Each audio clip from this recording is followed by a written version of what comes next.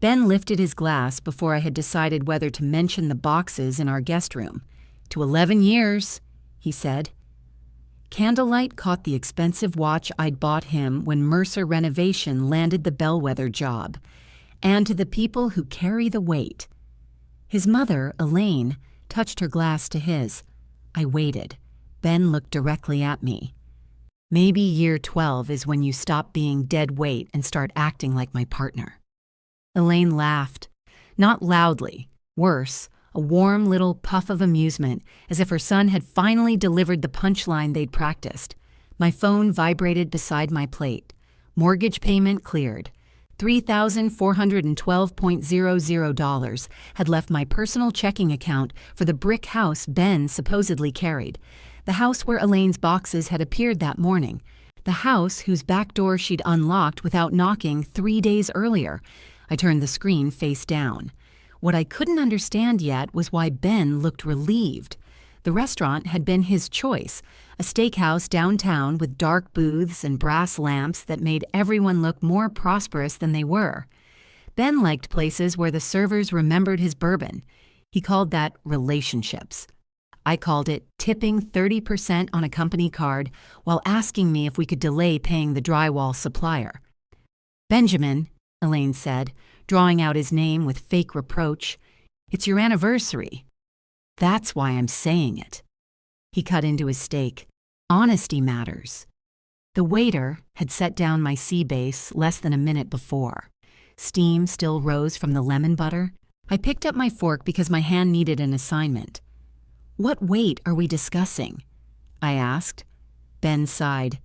"Nora." The suspense is making me feel heavier. Elaine lowered her eyes to her plate, but her mouth tightened around another smile. She had worn cream silk and pearls to our anniversary dinner. The pearls were mine originally, a birthday gift from Ben that she'd borrowed for a museum fundraiser 6 months ago. Apparently, they had joined her permanent collection. Ben leaned closer. This constant adversarial thing. Every idea becomes a cross-examination.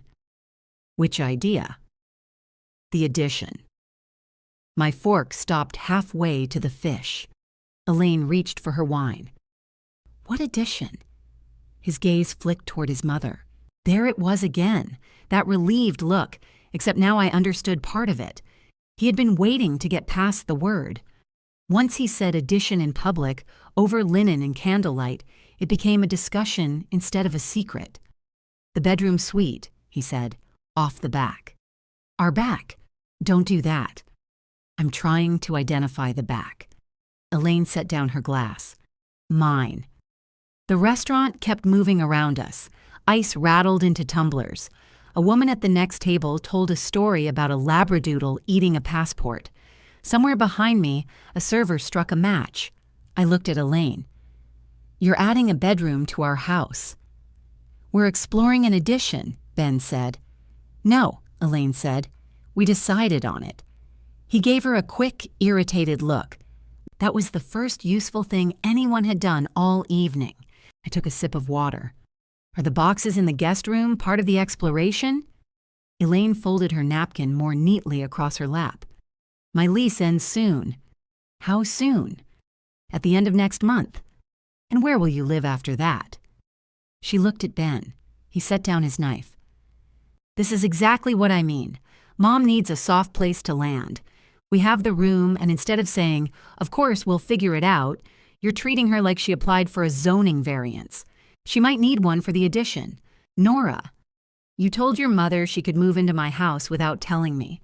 Our house. The correction came too quickly. He had always called it our house when he wanted authority, and my house when the furnace needed replacing. Elaine patted the table between us as if calming a nervous animal. "I didn't want your anniversary spoiled." I looked at her pearls. That was considerate. Ben sat back. "See? She makes everything ugly." The words landed more cleanly than dead weight had. Dead weight was theater. He had raised his glass and performed it because he wanted his mother to feel defended. But ugly was private.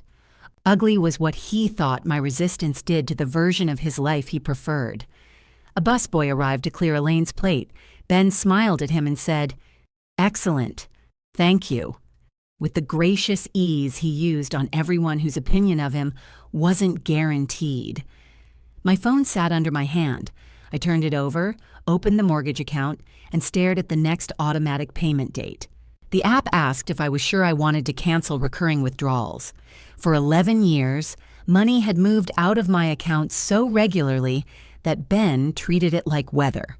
Mortgage on the 15th, insurance on the 21st, my card at the lumberyard whenever a client's deposit came late. He called those things our system. Those systems were apparently whatever I maintained while he remained free not to notice. I pressed confirm. The next payment would still be due. I knew that. The debt was mine, and I had no intention of missing it. But it would no longer leave my account invisibly. If Ben wanted to call the house ours, he could put half the mortgage into the household account and watch it go. I opened the card app next. His company card wasn't technically a company card. It was a second card on my personal line, issued in his name when Mercer Renovation had been too new to qualify for enough credit to buy materials. Every year, we said we would replace it. Every year, there was a reason to wait. My thumb hovered over Remove Authorized User. "What are you doing?" Ben asked, making a note. "Can it wait?" I looked at him. The candle beside his glass had burned low enough to pool wax against the brass holder. Apparently, not everything can. I removed him. That was the decision, though I didn't have language for it yet. Nothing of mine would move invisibly for Ben again.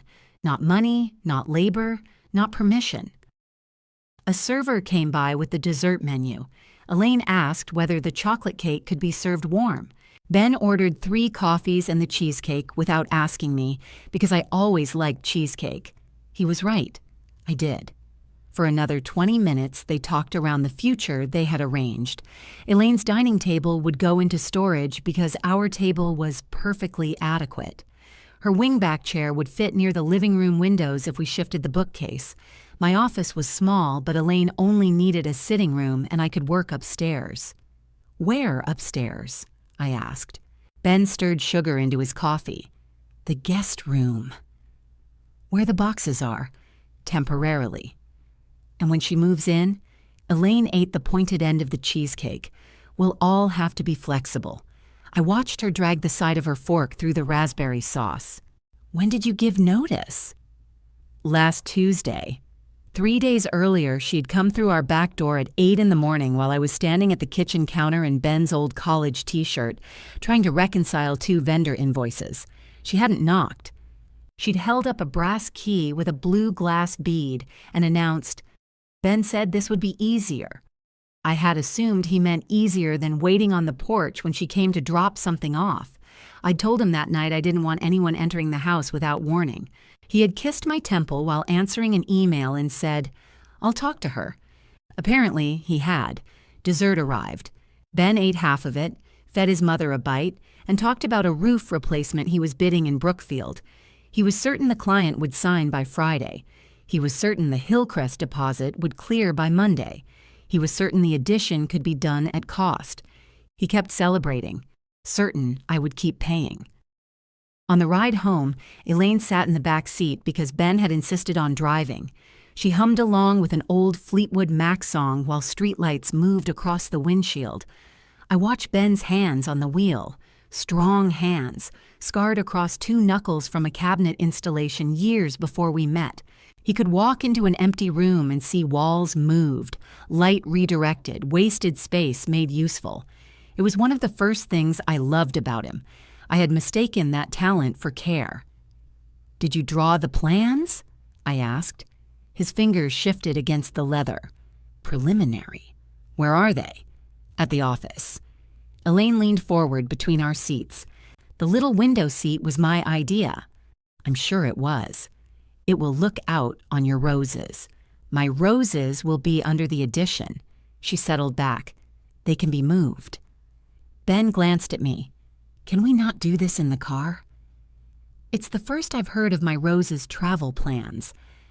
"Your mother had hydrangeas," Elaine said. "You could plant some of those." The comment was so oddly tender that for a second I couldn't answer. Elaine had met my mother twice before she died, both times when illness had already reduced her world to a recliner and the view through a living room window. The hydrangeas had been visible from that window. Elaine remembered because she remembered details that could be useful later.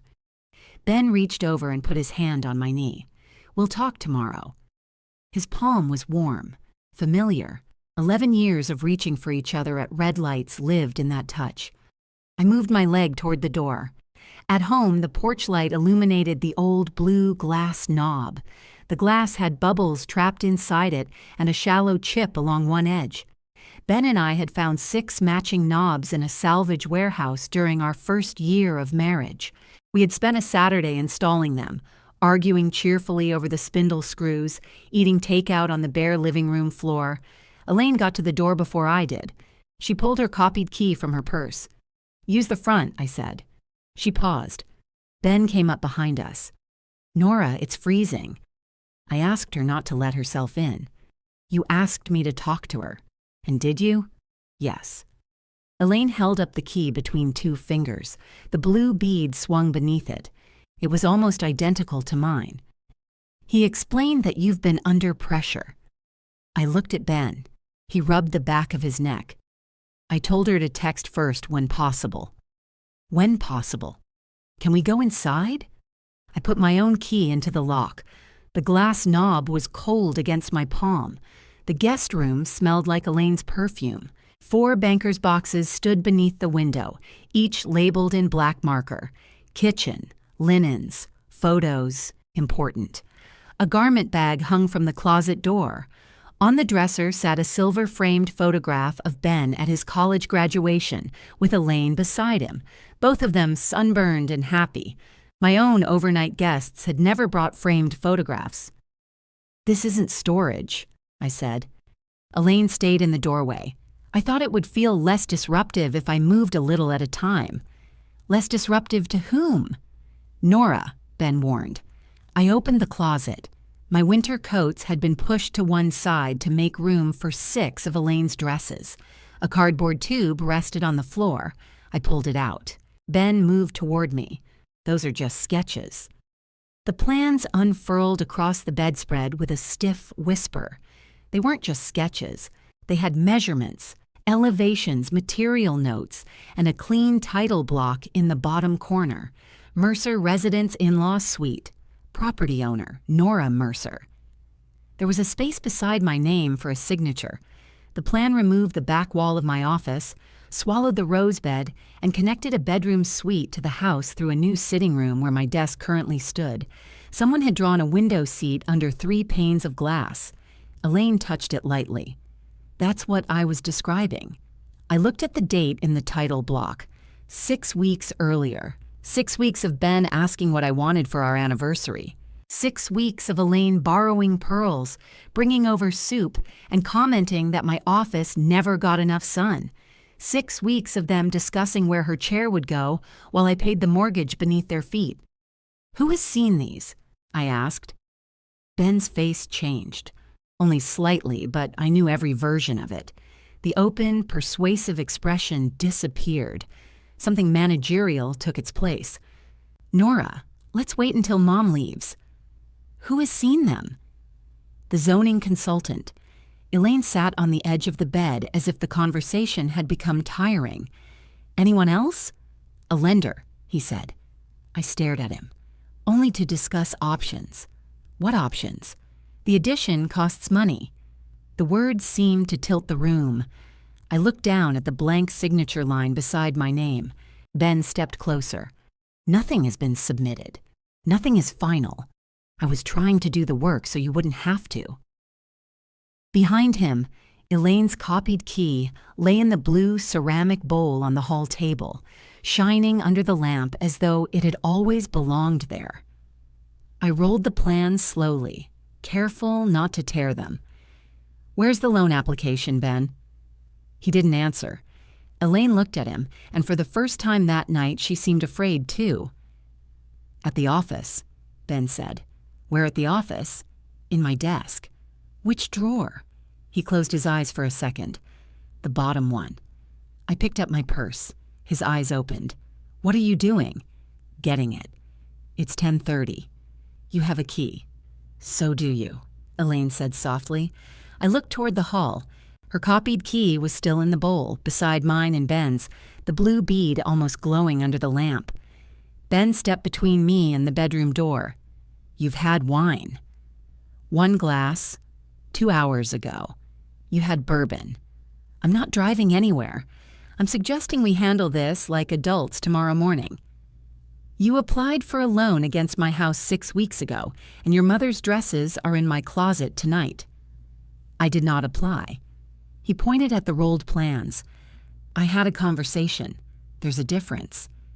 Then the document should be very relaxing to read. Elaine stood. She smoothed the skirt of her silk dress, suddenly looking older than she had in the restaurant. I shouldn't have come tonight. No, Ben said. Mom, don't do that. Do what? Recognize when I've become the problem? Her voice trembled on problem. Ben turned toward her automatically. I had seen Elaine use tears, anger, silence, and migraines, but this was subtler. She didn't ask him to defend her. She made him volunteer. You're not the problem, he said. Then I must be, I said. He spun back. That is not what I said. It's what your anniversary toast said. I was frustrated. You planned a toast out of frustration?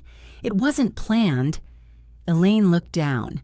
That tiny movement hurt more than if she had confessed. Ben saw me see it.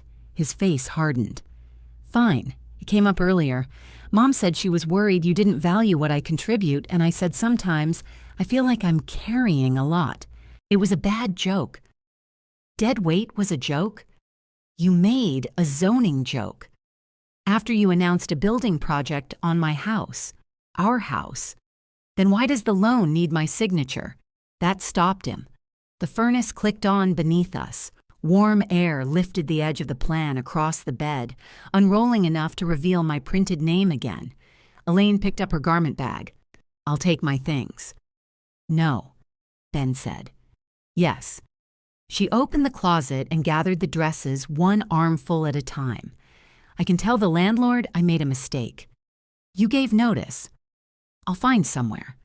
Her shoulders rounded as she spoke. The performance wasn't entirely false. That was Elaine's gift. She could turn genuine fear into a tool without ever having to invent it. Why did you give notice now? I asked. She folded a green dress across the garment bag. My rent is going up $400. I didn't know that. There are many things you don't ask me. Ben made a low, exasperated sound. This is pointless. No, I'm asking now. Is the rent increase the only reason? Elaine stared at the dress.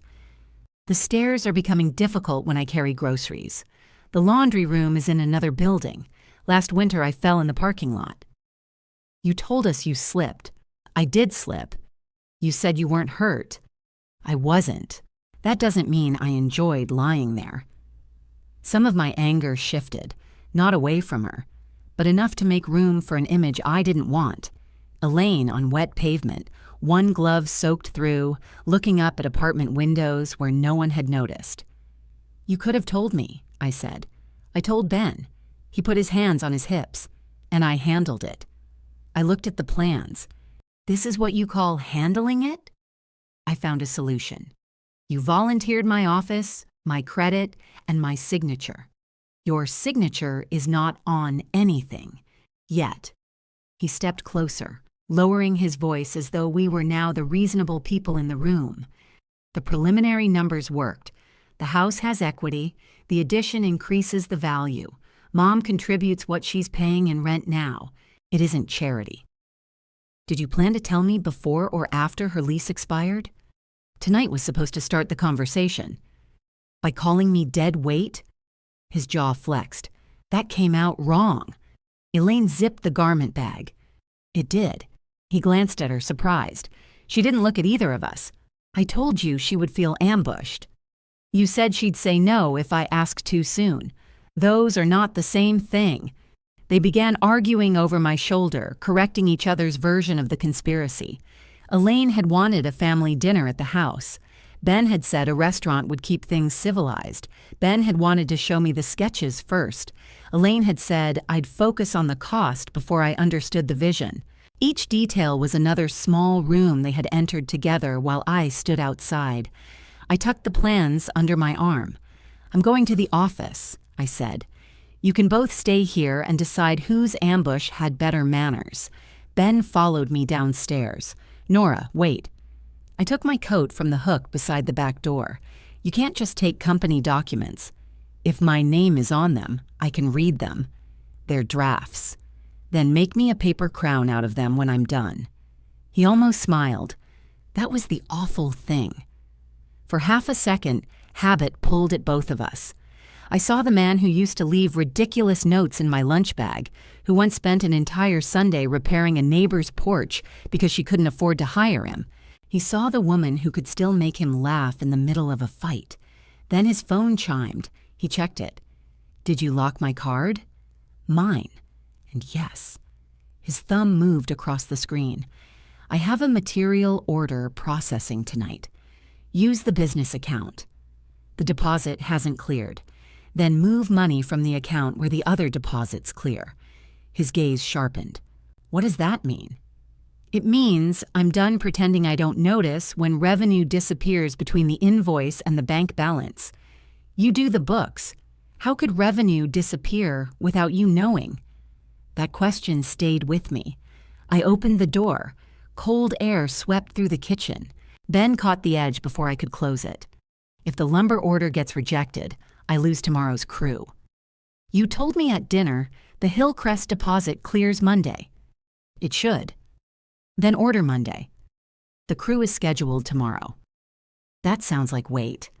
His expression went flat. "You want to punish me? Punish me. Don't damage my company." I looked past him at Elaine's key in the bowl. "You've been using my credit to protect your company from your decisions. Our decisions." I don't remember voting. The office occupied 2 rooms above a flooring showroom on Mason Street.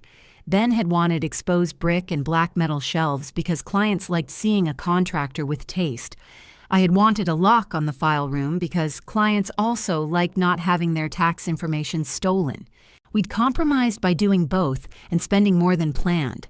The loan paperwork was exactly where he said it would be. It wasn't an application. He had told the truth that narrowly. It was a lender's proposal for a home equity refinance clipped to a worksheet listing the estimated value of the house, the remaining mortgage, projected construction costs, and the amount of cash left after closing. My name appeared under borrower. Ben's appeared under spouse/contractor. The cash left after closing was $68,000. The addition estimate was $94,500. Even if every number behaved, there should not have been $68,000 left. A handwritten note in Ben's slanted block print sat beside the figure. Working capital, trucks/payroll. I read it twice. He wasn't only using the house to move his mother in, he was using her need to put a business rescue inside a family project. If I objected to the debt, I was heartless. If I asked about the extra money, I didn't believe in him. The office still held the smell of the cedar samples he kept near the conference table. I sat in his leather chair and opened the bottom drawer farther. Behind the refinance proposal was a folder of architectural invoices and a printout of recent company receivables. Nothing forged, nothing signed. Just a future arranged in neat black numbers, waiting for me to cooperate. I took photographs of every page, then returned the documents in the order I found them. I brought the plans home because they had my name on them, and because, childish or not, I did not want the window seat drawing under Ben's roof. He was awake when I returned. Elaine had gone. "She took the dresses," he said from the kitchen. The banker's boxes remained upstairs. I placed the plans on the table. "What's the $68,000 for?" His face barely changed. That was an answer. "Working capital," he said. "Which means cash flow. We're between several large receivables. You said the company was having its best year. It is. Then why does it need my house to make payroll?" He dragged out a chair and sat, suddenly tired. Growth eats cash. You know that. I know growth with no reserves eats other people's cash. You've seen the contracts. Brookfield alone puts us ahead. You haven't won Brookfield. I will. You're borrowing against work you haven't won, using a loan I haven't agreed to, attached to an addition I wasn't told about. When you stack it like that, sure, it sounds bad. How would you stack it? He rubbed both hands over his face. My mother needs a place. We have equity sitting in the house. The company has work lined up. We refinance, build the addition, stabilize the business, and end up with a more valuable property. It solves 3 problems. By turning me into the solution. You're my wife. He said it like wife was a financing category. The lumberyard called him at 7:12 the next morning. I was in my office answering email for one of my paying clients when I heard his voice rise from the kitchen. It's an authorization issue, he said. Run it again. A pause. No, don't cancel the order. I'm calling the bank. He appeared in my doorway wearing one shoe and holding the other. Unlock the card. No. Nora, the crew is loading out in 40 minutes. Use the company debit card. There isn't enough in that account until Monday. Then where is the money from the Powell bathroom? That covered the van repair. The van repair was paid last month. Not all of it. I turned my chair toward him. You have until next Friday to put $1,706 into the household account for your half of next month's mortgage. Utilities and groceries stay proportional based on income. I'll send you the numbers. He stared at me. You made a budget while I slept? I've been making our budget for 11 years. You know my income isn't monthly. Neither are the bills, apparently. They show up every month. His phone rang again. He rejected the call. You're really doing this? Yes. Because of one stupid thing I said at dinner. Because you put my name on a loan proposal and gave your mother a key. I did not put your signature on it. The standard is higher than forgery, Ben. He shoved his bare foot into the shoe. I'll have to cancel the crew. Or fund your company. You're sitting on available credit. So are a lot of people. It doesn't belong to you. He gave a short laugh. Dead weight with a calculator. That's what this is now? I flinched, and he saw it. Regret crossed his face immediately. He opened his mouth, but the lumberyard called a 3rd time. He walked away to answer. By noon, I had prepared a handover folder for Mercer renovation, payroll dates, vendor contacts, insurance renewals, active estimates, tax deadlines, and the passwords he was entitled to have. I removed my personal card from the vendor profiles and kept copies of every company expense I had paid. Ben came home after dark with sawdust in his hair. He had spent the day unloading materials himself after persuading the lumberyard to accept a partial payment. The folder waited at his place on the kitchen table. He flipped through it, standing up. What is this? I'm done doing the books for free. You can't quit our marriage like it's a client. I'm not quitting the marriage tonight. I'm quitting the unpaid job you hid debt inside. He closed the folder. Fine. The calmness worried me more than anger would have. Fine, I said. I'll hire someone. With what money? He smiled without humor. You don't get to withdraw from the business and keep interrogating it. The next morning, my login to the company bank account stopped working. That afternoon, Elaine returned with 2 more boxes, a grocery bag and an envelope addressed to her at our house. She set her copied key in the blue bowl. Ben said I should stay a few nights, she told me, until everyone calms down. I looked at the envelope, then at the boxes. Pick up your key, I said. Elaine folded her hands over her purse. Excuse me? You don't live here. Her chin trembled, but her eyes remained steady. My son does. Your son doesn't get to give away my yes. The back door opened behind her. Ben stepped inside, followed by a woman carrying a laptop case and a paper cup.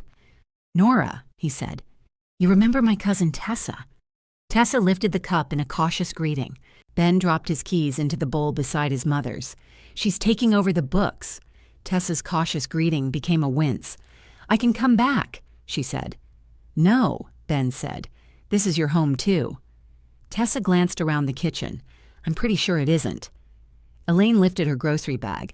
I brought chicken. It was such a perfectly Elaine response that I almost laughed. Whatever disaster she entered, she brought something that needed refrigeration. If you objected to her presence, you were also objecting to mayonnaise. She can work at the office, I told Ben. That's where we're going. And your mother is staying here. Then you aren't listening. His face tightened. She gave notice based on a commitment I made, a commitment you had no right to make. She has nowhere else to go tonight. Elaine stared at the floor. Her apartment still existed. Her bed was still in it. She had brought chicken, not a toothbrush, unless that was under the potato salad. She can stay tonight, I said. One night. Tomorrow the boxes leave with her, and she returns the key. Ben nodded too quickly, turning my limit into his victory. Tessa shifted her laptop case to her other shoulder. Should I wait in the truck? Yes, Ben and I said together. She backed through the door. Elaine slept in the guest room. I heard her moving around after midnight, opening drawers and crossing the hall to the bathroom. Ben slept beside me with his back turned, the space between us narrow enough to cross and wider than anything I knew how to name. In the morning, Elaine made scrambled eggs. She had moved the coffee mugs from the shelf beside the sink to the cabinet over the dishwasher because that's where people reach for them. The blue ceramic bowl had been shifted away from the back door to make room for a wicker basket of her mail. Her copied key was in her purse. I thought the bowl looked precarious, she said when she saw me staring at the empty spot. It's been there 9 years. Then you've been lucky, 9 years? Ben came in wearing his work jacket, kissed his mother's cheek, and poured coffee into one of the mugs he couldn't find until she pointed. Mom's going back to her apartment after breakfast, he said. Elaine's fork stopped. Today, he added. She recovered quickly. I know. It was the first boundary he had enforced without making me drag him across it. The relief was humiliating. Then he said, until we figure out a real solution. Elaine ate her eggs. After they left, I moved the mugs back. I returned the blue bowl to the door. Under the wicker basket, I found 3 envelopes addressed to Elaine at our house. A bank statement, an insurance notice, and a change of address confirmation. I photographed them where they lay. The locksmith came Friday. I changed only the exterior locks and gave Ben 1 new key. The blue glass knobs remained, but the back door deadbolt turned with a new, stiffer click. Ben tested it twice. This is dramatic. Your mother refused to return her key. She said she misplaced it. She loses reading glasses. She doesn't lose access. What happens when I make her a copy? Then I'll know which choice you made. He looked at the plain silver key in his palm. Is every object evidence now? Only the ones you keep lying about. He didn't copy it, not immediately. Instead, he stopped depositing money into the household account. On the following Friday, the balance was $600. I emailed him the mortgage figure and the utility spreadsheet. He replied with 1 sentence. My lawyer advised me not to make unusual transfers while you're financially destabilizing the marriage. The word lawyer sat on the screen like a thumb pressed into a bruise. I paid the mortgage from my account before the due date, manually, deliberately. Then I saved the confirmation beside 11 years of statements and scheduled a consultation of my own. The attorney's office was above a dentist, and the waiting room smelled faintly of mint. Her name was Marjorie Klein. She wore red-framed glasses and asked questions without making sympathetic noises after the answers, which I appreciated. When did you buy the property? 14 years ago. 3 before the marriage? Yes. And the mortgage remained in your name? Yes. Title? Mine. Did marital income pay the mortgage? My income paid it. She folded her hands. Income earned during the marriage is generally marital. I had known that in the abstract. Hearing it aloud made something inside me sink. His company performed renovations. He did some himself. His crews did others. Paid? Sometimes, not always. Permits, receipts, contracts? I have most of them. His mother contributed? Not that I know of. Marjorie wrote something down. He may make a claim related to appreciation and improvements. That doesn't mean he owns half the house. It means the clean story you want. The house was mine before. Therefore, the house is mine after. May not be the story a court sees. I stared at a framed watercolor of a sailboat behind her desk. Can I make him leave? Has there been violence or a credible threat? No. Then you should not change the locks to exclude your spouse without discussing it with counsel. I gave him a key. Good. He gave his mother one. Her pen paused. I'm guessing, I said, but I know him. Document. Don't provoke. Don't damage joint or business property. Don't empty accounts. And don't sign anything concerning the house. That last one I had figured out. A corner of her mouth moved. You would be surprised. She explained tracing, appraisals, temporary agreements, discovery, and legal retainers. Each word had a price attached. By the time I left, revenge felt less like a door slamming and more like carrying a full glass down a long hallway without spilling. The copied key appeared in the bowl that evening. New silver, new teeth, the old blue bead. I picked it up while Ben heated soup at the stove. You made her one. He kept stirring. She waters the plants when we travel. We haven't traveled in a year. That doesn't mean we'll never travel again. I removed the bead, set it in the bowl, and put the key in my pocket. Ben turned off the burner. Give it back. No, it's my key. It opens my house. Our house, according to my lawyer. The use of lawyer was intentional. He watched it land. Then your lawyer should explain why inviting your mother to live here isn't the same as handing her a key. I didn't invite her to live here. You promised her an addition. I was trying to solve a problem. Your solutions keep requiring my signature. He ladled soup into one bowl. That was the night he moved into the guest room. At Mercer Renovation, Tessa lasted 12 days before calling me. I'm not asking you to help, she said quickly. I know you quit. I just need to know if Green Line Insulation always requires 50% down. They didn't with us. They do now. Did Ben pay their last invoice? He said yes. What does the ledger say? A pause. The ledger says yes. Then look at the bank transaction. I don't have access to the old account. Of course she didn't. Tessa, if Ben hired you to keep the books, he needs to let you see the money. He says you made the old system too complicated. The old system was addition and subtraction. She exhaled into the phone. He also said you've been controlling company cash because you don't believe in him. I haven't had access since the day he hired you. I know. I can see the password reset. That was the first crack in the story he'd given her. I told her where the vendor contracts were stored and gave her the name of Green Line's account manager. I did not tell her what conclusion to draw. 3 days later, Ben won the Brookfield job. He came home carrying champagne, grinning with the exhausted, boyish pride I had once considered contagious. We got it, he said. For one reckless second, I was happy. He set the bottle on the counter. This fixes everything. What does it fix? The cash flow, the supplier balances. We can stop fighting over every dollar. Did they pay a deposit? Next week. How much goes to existing bills? His smile faded. Can you be my wife for 30 seconds? I've been your wife through every job you won and every job you underbid. There, that. He pointed at me. You can't let me have one clean moment. I looked at the champagne between us. Congratulations, Ben. He waited for warmth I couldn't manufacture.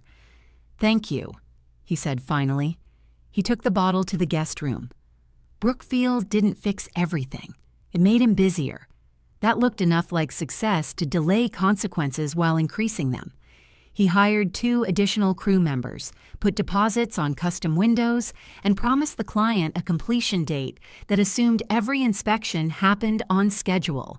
Green Line placed his account on prepaid status. The lumber yard reduced his limit.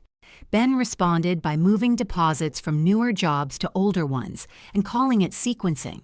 Tessa called me again from her car. I found payments to Aunt Elaine. Traffic hissed behind her. What payments? Monthly, sometimes twice a month. They're labeled owner reimbursement. How far back? 4 years in this account. I'm trying to get statements for the one before it. I sat down at my desk.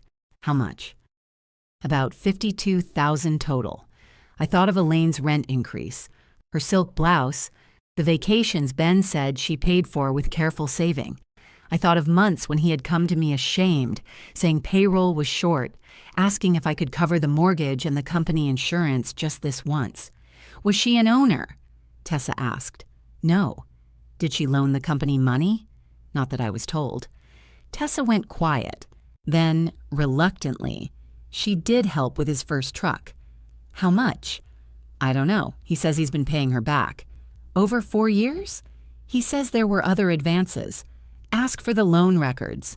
I did. The silence told me how that went. Why are you telling me? I asked.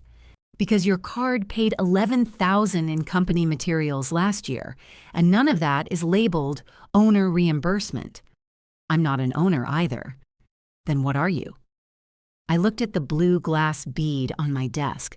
I had taken it from the key bowl without thinking and carried it upstairs in my fist. Convenient, I said. Tessa confronted Ben. He arrived home furious, not at me exactly, but around me. You poisoned her against me. I told her to ask for records. She's family. So am I when you need credit. Mom invested in me when nobody else would. Then why hide the repayments?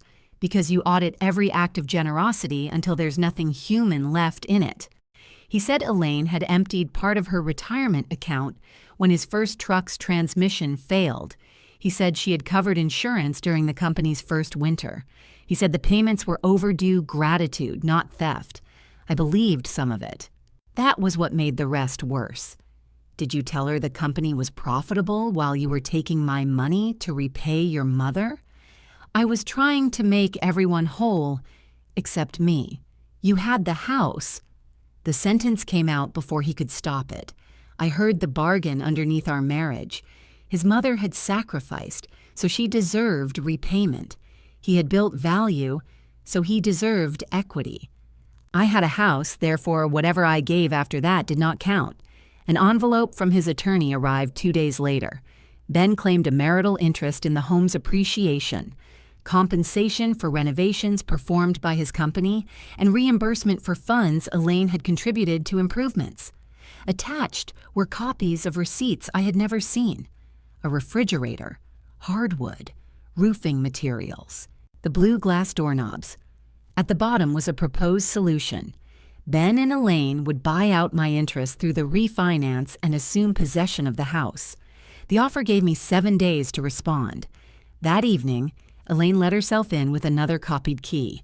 She placed it in the bowl and found me waiting beside it. Benjamin said this will all be settled soon, she said.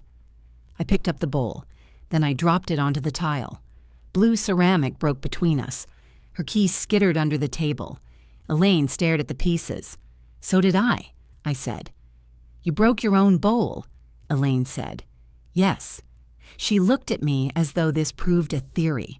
A triangular piece had landed near her shoe. She bent to pick it up, and I said, "Leave it." Her hand remained suspended for a moment. Then she straightened. You frightened me. I dropped a bowl. You looked right at me. I wanted you to see me do it. Her face changed. The injured softness disappeared, leaving something more honest. Is that supposed to make you powerful? No, it's supposed to make a mess. I crouched and began gathering the pieces. One curved section still held the faint white ring left by years of keys. I put it on the table. Elaine retrieved her key from underneath a chair. Give me that, I said. Ben gave it to me. And I'm asking you to return it. She closed her fingers around the blue bead. Do you know what it's like to have to ask permission to see your own son? No. Do you know what it's like to need permission in your own house? I was invited. By someone who could not invite you. He lives here. He lives with me. Those aren't the same thing. She studied me. her expression almost curious. "You always need everything said exactly right. And Ben needs nothing said at all." The back door opened. Ben took in the ceramic pieces, his mother beside the table and me on the floor. "What happened?" "Nora threw the key bowl," Elaine said. I dropped it. While looking at me, Ben knelt and reached for a shard. "Don't," I said. He pulled back as if I had burned him. I collected every visible piece and put them in a paper grocery bag. Elaine's key remained clenched in her hand. "Your offer expires in 7 days," I told Ben. "My answer is no." His eyes went to the envelope on the counter. "You haven't even discussed it. You want to borrow against my house, pay your mother for expenses she says were loans, keep $68,000 for the company, and hand me whatever is left after you price my equity yourself." The valuation came from a licensed appraiser, hired by your lender. "You get to walk away clean from my house, with cash, some of which comes from new debt in my name. The refinance clears your mortgage and replaces it with a larger one I have to sign." Elaine looked from him to me. "What's 68,000? Ben's shoulders shifted. I stood slowly. "The cash left after the addition." "You said the project used the loan," she told him. "It does. The numbers changed." "When?" "Mom, this isn't the time." Her hand loosened around the key. I pulled the photographs of the lender worksheet up on my phone and set it on the table. Elaine put on her reading glasses. She enlarged the image with 2 fingers, moving from the construction estimate to Ben's handwritten note. "Trucks and payroll?" she asked. "Working capital," he said, "for your business." "It would be temporary." "How temporary?" "The Brookfield contract is strong." That wasn't my question. Ben paced toward the sink. "The company has timing issues. That's normal in construction. You told me the loan would build the suite and settle Nora's interest." "It will. And pay me back." "Yes. And rescue the company." "It does more than one thing. That's why it's a good plan." Elaine took off her glasses. "Whose money have you been sending me?" He stared at her. "The repayments," she said. "Were they from the company?" "Some." "Was it money you had?" "Cash moves through a business." It was the kind of answer that sounded informed until you noticed it answered nothing. Elaine set the new key on the table. "You told me those payments came from your share." "They did." "Your share of what?" He looked at me, and she followed his gaze. For once, she did not ask him to protect her from the answer. She picked up her purse. "I'm going home." "Mom, I still have one." The door closed behind her. Ben and I stood amid the small blue pieces. He looked exhausted, but not defeated. Ben believed exhaustion was evidence of virtue. If he suffered while solving a problem, the solution must be generous. "You enjoyed that," he said. "No. You've wanted her to turn against me." "I wanted her to know what she was agreeing to." "She's scared. The rent is going up. She can't handle those stairs forever." "Then help her find an apartment without stairs." "With what money?" "Exactly." He flinched. I carried the paper bag upstairs and placed it beside my desk. Tessa quit the following Monday. Ben had asked her to change the payments to Elaine from owner reimbursement to subcontractor consulting. She asked what Elaine had consulted on. He told her family businesses used flexible categories all the time. "I said I wasn't flexible enough," Tessa told me. She sat across from me in my office, her laptop case between her feet. The blue bead from Elaine's key lay near my keyboard. I had started keeping small objects there as if my desk were a lost and found for my marriage. "Did he pay you?" I asked. "Most of it." "Most?" He said the rest comes when Brookfield pays the second draw.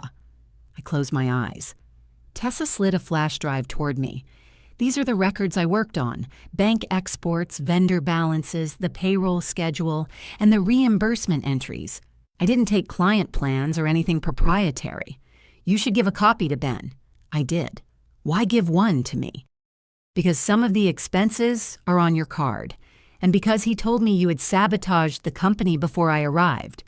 She rubbed the cardboard sleeve around her coffee cup until it creased. I believed him. Why? He was specific. Specific sounds true. That was more insight than I'd managed in 11 years. He said you loved keeping him dependent on your spreadsheets, she continued. Then I saw he didn't know which jobs had paid deposits. He used to know. I think he still knows. He just doesn't want anyone else to. I pushed the drive back. Give it to Marjorie. You trust me to do that?